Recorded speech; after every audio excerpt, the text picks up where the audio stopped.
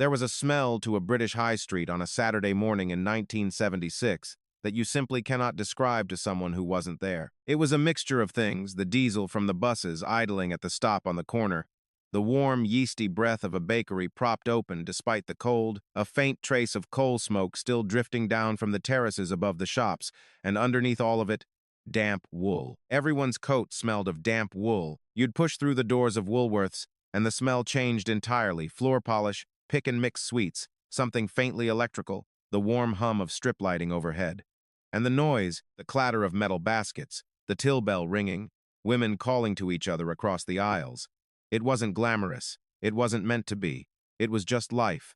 And it was ours. That high street, your high street, wherever you grew up, was the nervous system of the whole town.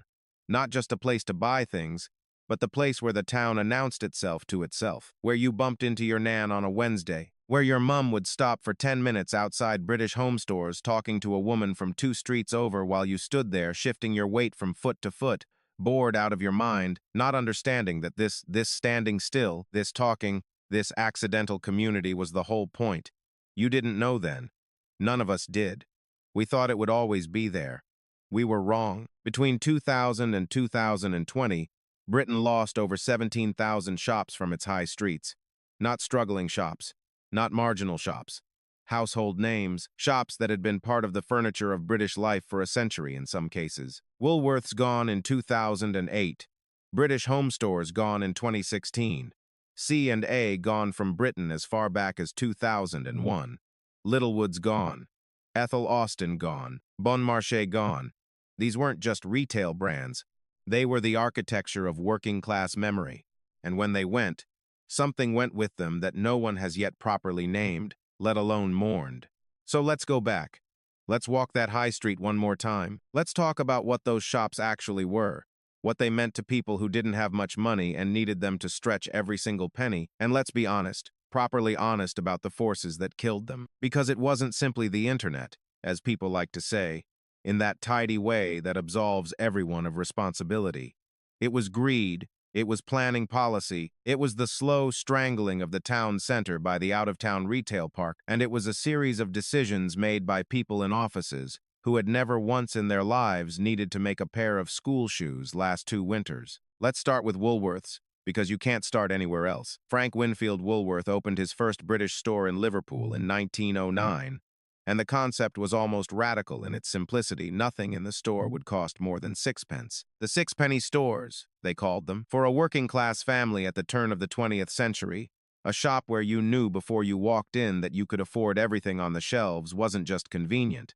It was dignified. It meant you could shop without the anxiety of picking something up, turning over the price tag, and having to quietly put it back. By the time most of us remember Woolworths by the 1970s, the sixpenny limit was long gone, but the spirit of it remained. It was still the shop where your money went furthest, where you could spend an hour on a wet Saturday and leave with a bag of things that had cost you less than 2 quid, and genuinely feel, that you'd done well. The pick and mix counter alone deserves its own chapter in any honest history of this country. You'd take a white paper bag, later a plastic one, and you'd work your way along the counter with a pair of tongs or just your fingers if you thought no one was looking, choosing your quarter-pound of sweets with the seriousness and concentration of someone making financial decisions. And it was financial. You had a set amount, 10p, maybe 20 if it was a birthday and you had to make it count.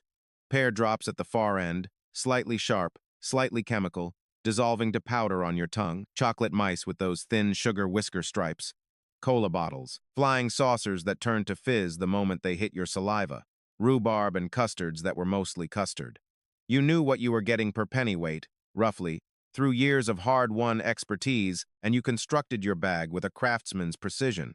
The woman behind the counter had seen it all before, would see it all again, and she weighed your bag on the little chrome scale without judgment. That was Woolworths. That was the whole thing in miniature. No judgment.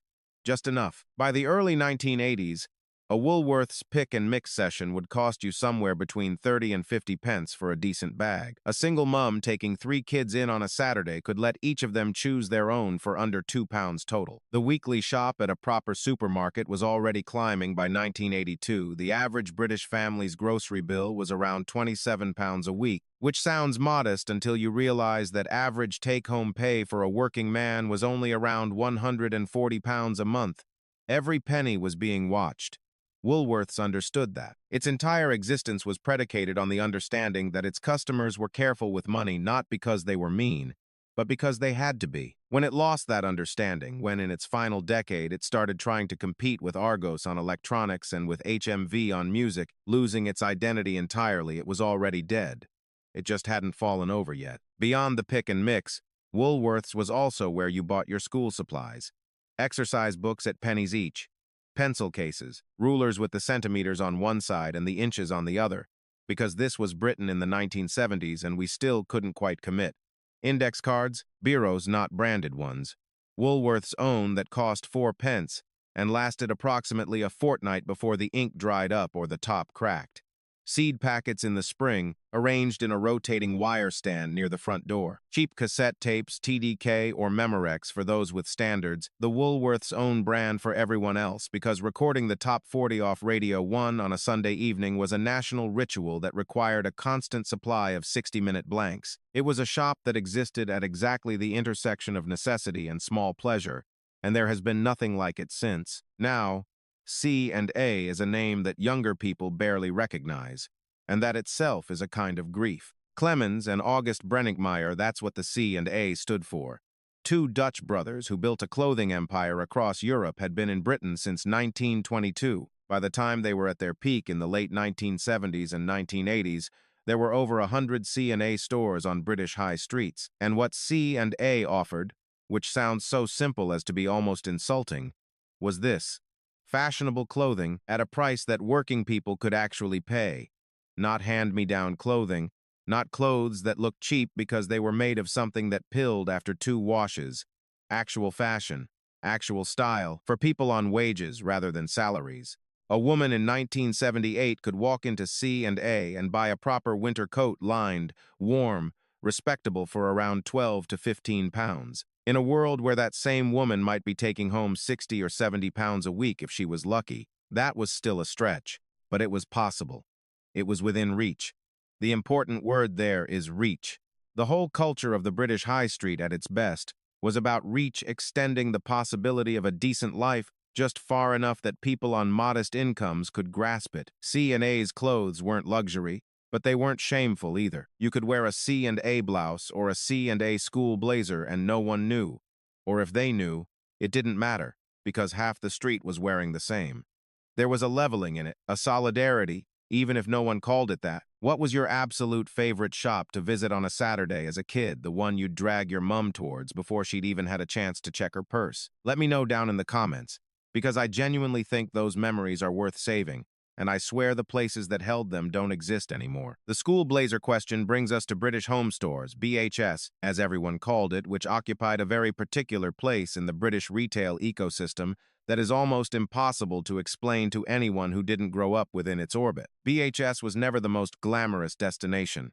It didn't pretend to be, but it was the shop that clothed an enormous swathe of British children for school: the navy or black polyester blazers, the gray trousers, the white shirts, the sensible skirts in regulation lengths, at prices that a working-class family could actually manage at the start of September, when the money was always tight because the summer holidays had just bled it dry. A full school uniform from BHS in 1984 blazer, 2 pairs of trousers or a skirt, 3 shirts, a tie might set you back 25 to 30 pounds. Not nothing, but possible. BHS also had something that younger generations don't quite have a frame of reference for, which was its cafe. The BHS Cafe was an institution. It was where you went after the shopping was done, or sometimes before, as a bribe, to get the children through the rest of the trip without incident. Plastic trays, formica tables, a self-service counter, beans on toast for less than £1, a pot of tea, a scone if someone was feeling extravagant. The food was never remarkable. That was never the point.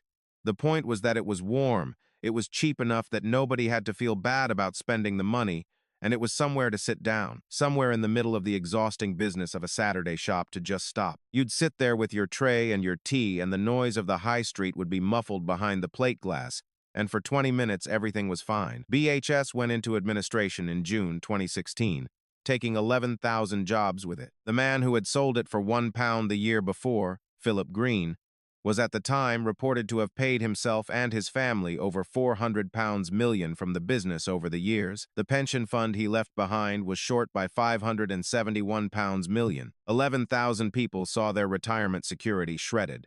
The cafe tables were auctioned off. Littlewoods is a name that operates on a slightly different register of memory, because for many families, particularly in the north of England, where it was rooted, Littlewoods wasn't just a shop, it was the catalog. The Littlewoods catalog was a Bible-thick, glossy-page directory of everything you might conceivably want, from three-piece suites to children's pajamas to electric blankets, and crucially, it offered credit, not credit cards. Ordinary working people in the 1970s didn't have credit cards.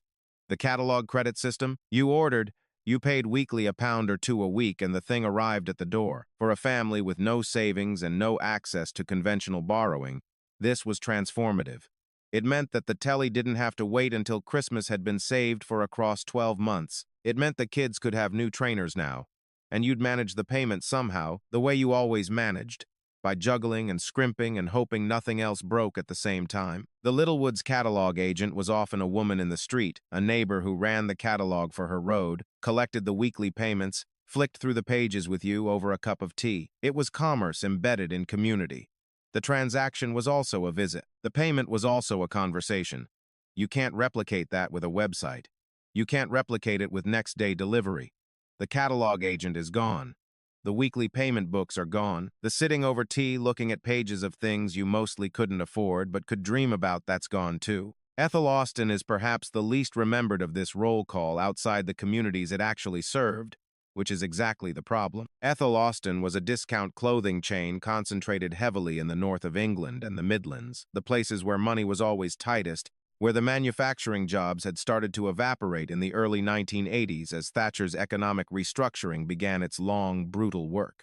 Ethel Austin sold clothes that were genuinely cheap, not fashionable cheap, just cheap, and it served a clientele that had no alternative.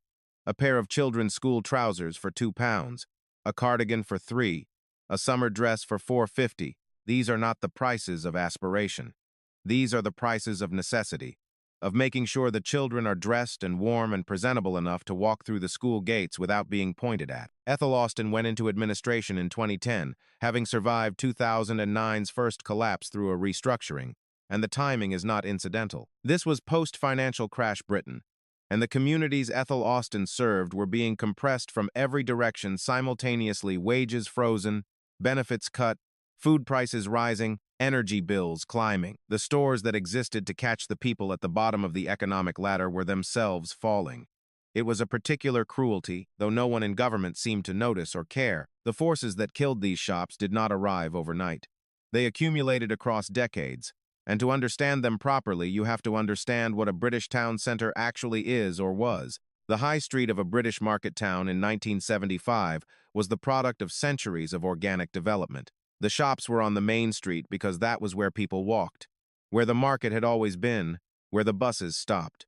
The rents were set by that reality. Business rates, the tax that commercial properties pay to the local council, were calibrated, imperfectly but roughly, to what the market could bear. Small shops and large chains paid rates that reflected the commercial reality of the high street as a whole. Then, from the late 1970s onwards, the out-of-town retail park began to arrive. The first proper American-style out-of-town shopping center in Britain was Brent Cross in North London, opened in 1976. Mary Hill in the West Midlands followed in 1985, built on the site of a former steelworks, and its impact on the town centers of Dudley, Starbridge, and Brierley Hill was catastrophic and immediate. Meadowhall in Sheffield opened in 1990, and studies showed that Sheffield city centre's retail trade fell by between 20% and 30% in the years immediately following. These retail parks were built on land that was cheap because it was former industrial wasteland.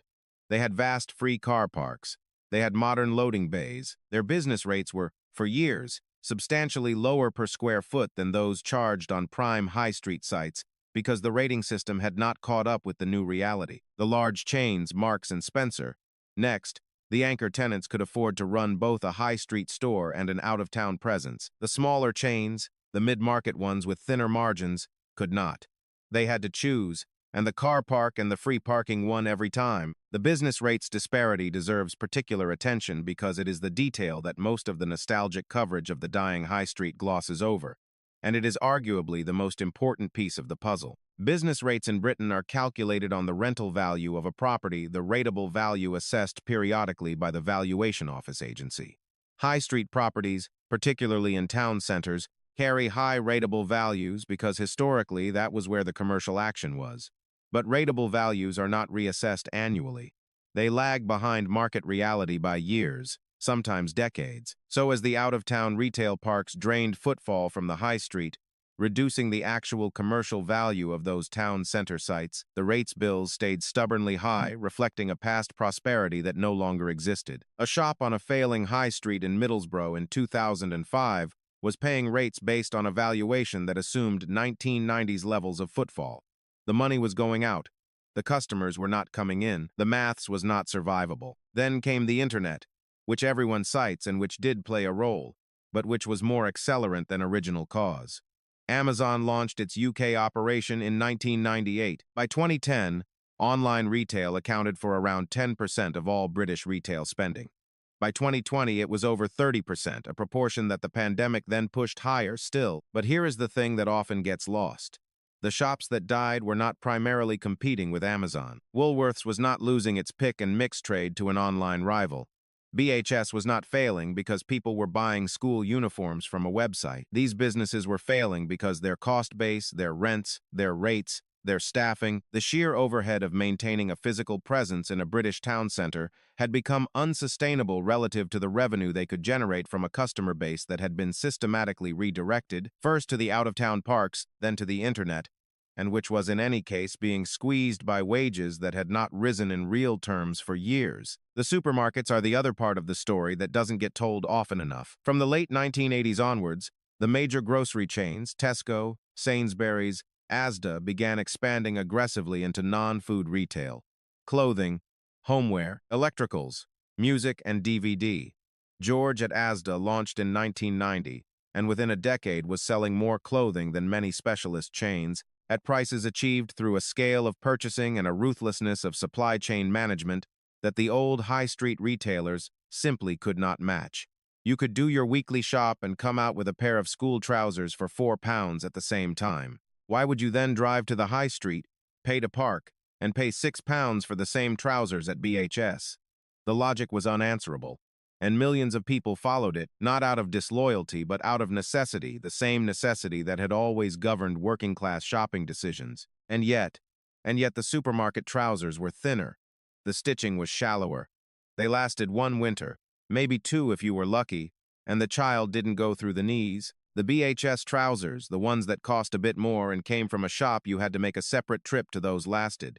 Your mum knew the difference. She bought the BHS ones when she could, and the Asda ones when she couldn't, and she never confused the two. The race to the bottom on price eventually meant that the shops capable of producing something merely decent, not luxury, just decent, just lasting, could no longer survive. And now we have an abundance of cheap things that fall apart, and no one left selling the slightly less cheap things that held together.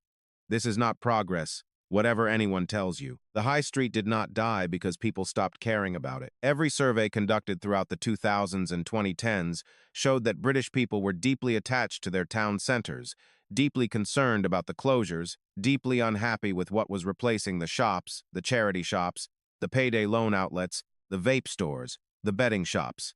Town centers that had once been places of purpose and community became places of last resort, and then became places you actively avoided, which created a death spiral from which most of them have not recovered. The concerns were always there. The political will to address them was not. There is a photograph that exists in various forms. You'll have seen versions of it in local newspapers, in council archives, in the backgrounds of old family photos of a high street on a Saturday morning sometime in the mid-1970s. The street is full, not just busy full. The pavement is thick with people, families, old women with shopping bags, teenagers in tank tops and flared jeans. A group of men outside a sports shop window looking at something, and every single person in that photograph is engaged with the street, with the shops, with each other. The high street is not a backdrop to their lives. It is the setting of their lives. It is where things happen. And now look at what's left. Look at what replaced it. The corrugated shutters, the to-let signs bleaching in the rain, the Greggs and the bookmakers and the empty unit that used to be something once, but no one can remember what. What we lost when the British High Street died was not merely a collection of shops. We lost a particular way of being together in public, a low-stakes, accidental, unplanned togetherness that didn't require you to book anything or pay an entry fee or perform a version of yourself for social media. You just went to the shops. You saw people. You were seen. The woman who ran the wool shop knew your mother's name. The bloke at the hardware counter knew which drill bits you needed. The girl on the Woolworths pick and mix knew that you always went heavy on the cola bottles and light on the pear drops. None of this sounds like much. None of it was supposed to sound like much. It was just the texture of ordinary life. And it is gone. The towns are still there. The buildings mostly still stand emptied out, repurposed, converted to flats in the optimistic cases, simply abandoned in the others. The street is still the street, but the thing that made it a high street, the purpose, the footfall, the daily human commerce of it that has been hollowed out as surely as any mining village after the pits closed and with less public grief, because we were told it was just progress, just the market working as it should, just the natural evolution of retail. Progress. Natural, as if the deliberate policy choices that created the out-of-town parks held down wages, underfunded town center infrastructure, and failed to address the business rates crisis for 30 years were simply weather. As if someone didn't choose this, as if we weren't, in some small way, all choosing it every time we followed the cheaper option, every time we drove to the retail park because the parking was free, every time we clicked instead of walked. Woolworths was just the beginning. It was the loudest collapse, the most mourned, because everyone had a Woolworths story. But the story didn't start or end there. It is still going. Walk down the high street of any provincial British town today and count the empty units. Count the betting shops and the pawnbrokers and the shops selling things for £1 that will break before you get them home. Count what's left. Then remember what was there. Then try to tell me we haven't lost something that matters.